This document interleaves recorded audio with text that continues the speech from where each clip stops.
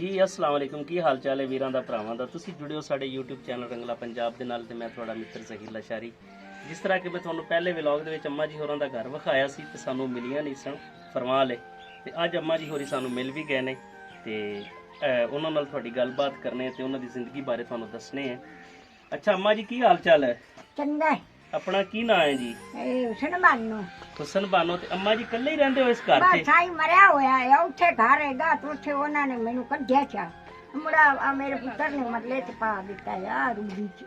अच्छा अपनी गुड़िया के इत्थे हुण लहदा ही रह रहीਆਂ जे ते कल्लियां ही हुंदियां जे? कल्ली। ते उम्र किन्नी को होगी? हल्ला गुल्ला पिया तो किड्डियां सो? 85 साल की आ रही हैं ते जदों हल्ला गुल्ला पिया उदों किन्नी? 21 दिनां दी सो।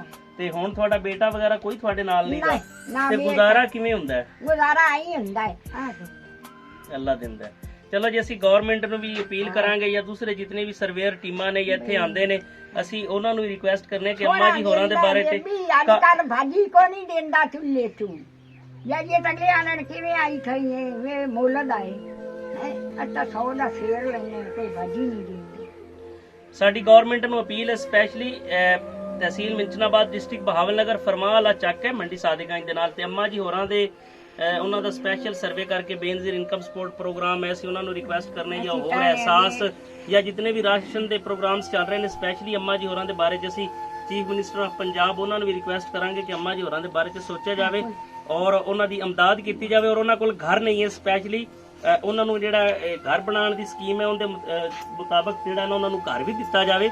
ਵੇਖ ਲਓ ਤੁਸੀਂ ਬਿਲਕੁਲ ਕੱਚਾ ਜਿਹਾ ਘਰ ਹੈ ਔਰ ਇਹ ਤਾਂ ਬਾਰਿਸ਼ ਜਾਂ ਤੂਫਾਨ ਦੇ ਵਿੱਚ ਵੀ ਬੜਾ ਜ਼ਿਆਦਾ ਮਸਲਾ ਹੈ ਕਿ ਮਤਲਬ ਗਿਰ ਵੀ ਸਕਦਾ ਹੈ। ਕੱਚਾ ਘਰ ਹੈ ਬਿਲਕੁਲ।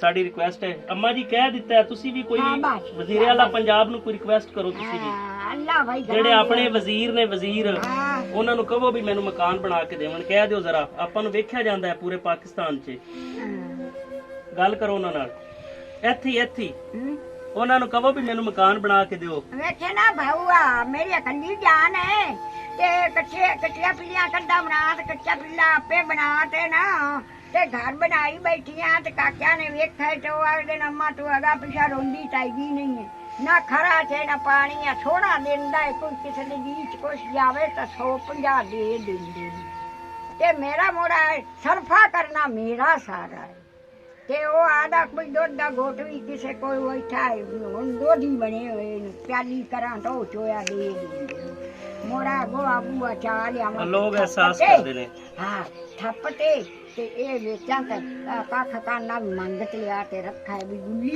ਕੀ ਥਾਪੀਆਂ ਵੇਚ ਵੀ ਲੈਂਦੀਆਂ ਜੇ? ਹਾਂ ਯਾਨੀ ਕਿ ਥਾਪੀਆਂ ਲੋਕਾਂ ਕੋਲ ਗੋਇਆ ਚੁੱਕ ਕੇ ਉਹ ਵੇਚ ਵੀ ਲੈਂਦੀਆਂ ਨੇ ਤੇ ਕੋਈ ਸਕੀਮ ਨਹੀਂ ਕਿਸੇ ਸਕੀਮ ਦੇ ਤਹਿਤ ਪੈਸੇ ਨਹੀਂ ਮਿਲ ਰਹੇ ਤੁਹਾਨੂੰ? ਨਾ ਜੀ ਮਾਂ ਮਰੇ ਜੂ ਜੰਮੇ ਜੇ ਕਿਸੇ ਦਿੱਤਾ ਹੋ ਕਿਸੇ ਸਕੀਮ ਦੇ ਤਹਿਤ ਇਹਨਾਂ ਨੂੰ ਪੈਸਾ ਨਹੀਂ ਮਿਲ ਰਿਹਾ। ਸਾਡੀ ਰਿਕੁਐਸਟ ਹੈ ਆਓ ਮੇਰੀ ਭੈਣ ਉਧਰ ਡਿੱਗੀ ਪਈ ਹੈ ਵਿਚਾਰੀ ਉਹ ਕੱਢ ਤੂੰ ਤੇ ਕਿਸੇ ਤਰਸ ਕੋਈ ਅੱਲਾ ਬੱਚੇ ਜੀਵਨ ਅੱਲਾ ਸੋਚ ਦੇਵੇ। ਠੀਕ ਹੈ ਜੀ ਹੱਸਦੇ ਰਹੋ ਵਸਦੇ ਰਹੋ ਅਮਨ ਕਰਾ ਦਿਓ ਪੁਰਬਾਸ਼ ਪੂਰੇ ਭਾਰ ਨਾਲ ਤੁਹਾਡਾ ਤੇ ਸਾਡਾ ਰੱਬ ਰੱਖੇ।